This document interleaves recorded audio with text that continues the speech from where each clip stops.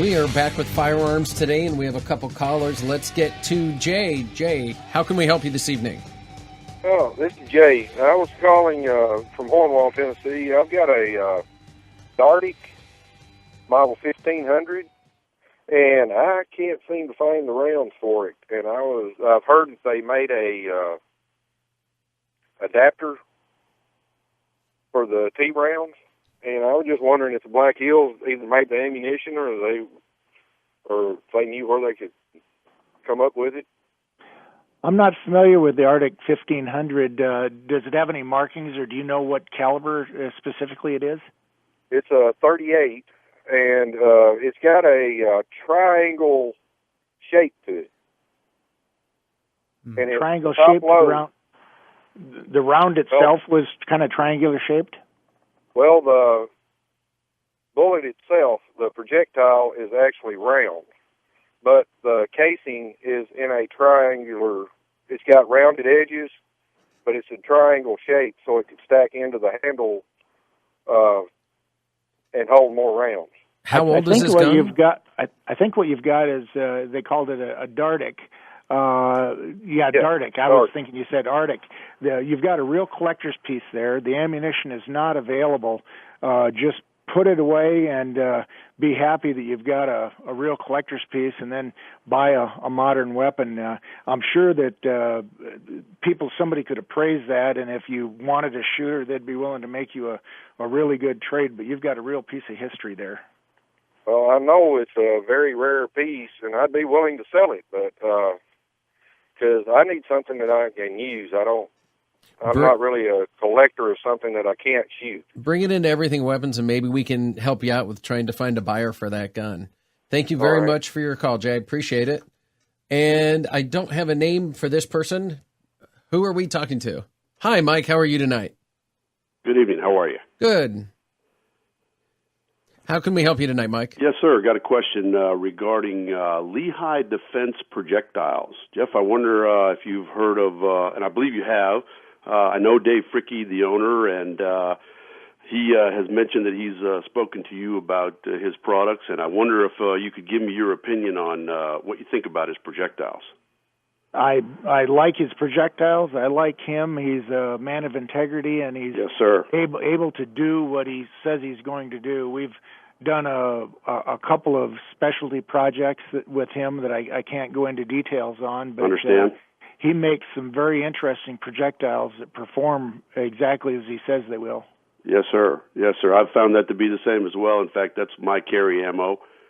His maximum expansion and his 9mm Hero product is just a great round. It's very lightweight, of course, as you know, with a lot of punch to it. And well, good, sir. I appreciate your time, and I just want to say thanks. It's nice to hear that you're also an advocate of Dave and his product. That Lehigh Defense is good stuff. You bet. Give Dave my regards. Jeff, I have a question for you. Yeah. I know there's been a lot of talk with different departments now moving back to 9mm. What do you think about, whether it's 389, 40, 45, different weight bullets? Is there an optimal that you would look for? How do you feel about that?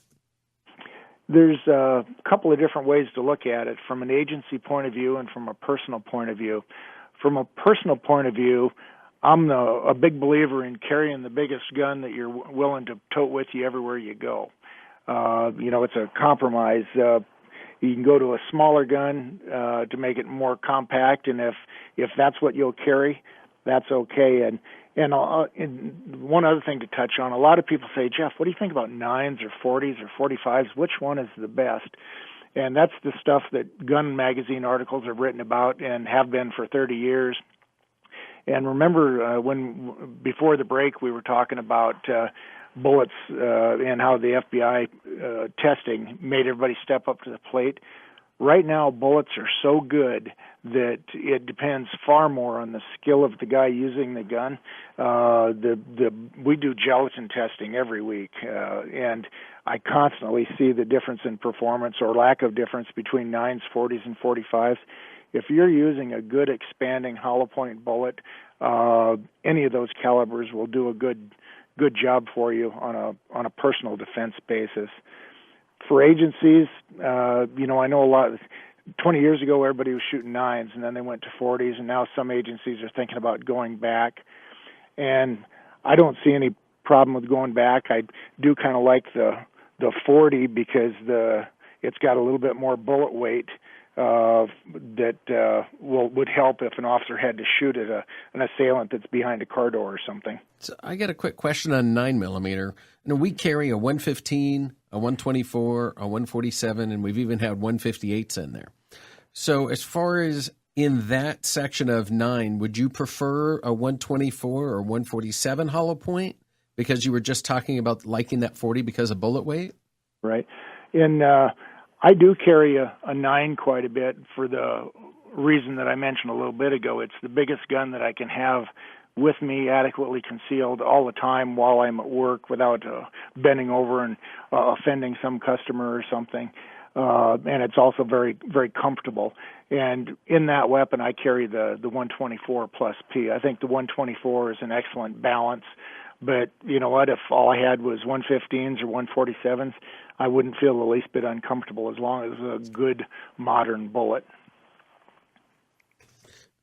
Fantastic. Well, because I know we have a lot of customers that really, I think that's their main issue is, do I buy the 9 or 40? And if I buy the 9, am I giving something up?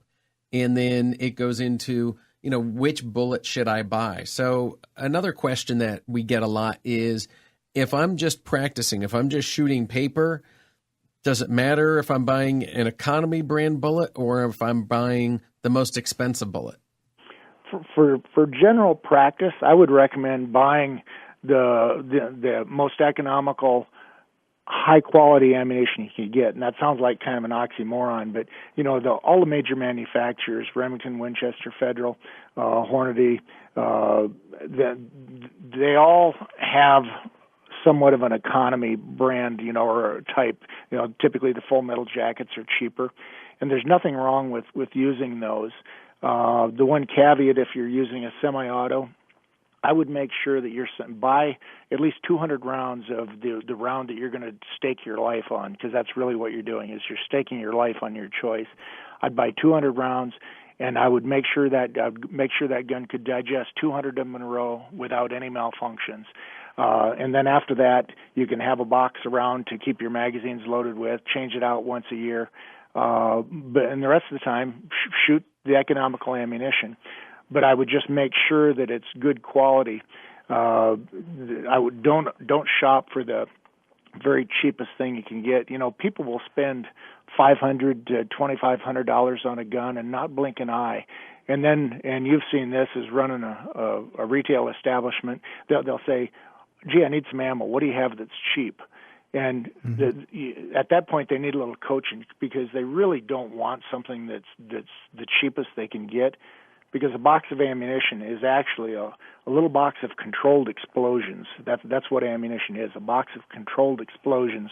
We've had people that will go out and buy like a Chris Vector for $1,600 and then shoot steel ammunition through it and blow up the gun. So, I totally understand exactly what you're saying, because we face those things on a daily basis. Yep. The handgun ammunition will develop typically between 10 and 35,000 PSI, pounds per square inch of pressure. All of this going off inches from your face, and so you're trusting your expensive gun, your life, your self-defense of yourself and your family. You really need to make sure that you're using good quality ammo. That doesn't mean you can't use the most economical good quality stuff for practice and the best stuff you can get for defense, but you got to have an eye towards value, not just what's the cheapest. Jeff, we really appreciate having you on air tonight. We'll follow up with you tomorrow. We can't say enough about thanking you for coming on air, and we will see you at SHOT Show 2015. We look forward to it very much, and thank you for taking the time out on a Sunday evening. Oh, thank you for having me, David. Thank you, Jeff. Next week, we have Arsenal, and they'll be shooting at the range on Saturday, so come out for the Arsenal shoot at Everything Weapons Indoor Shooting Range.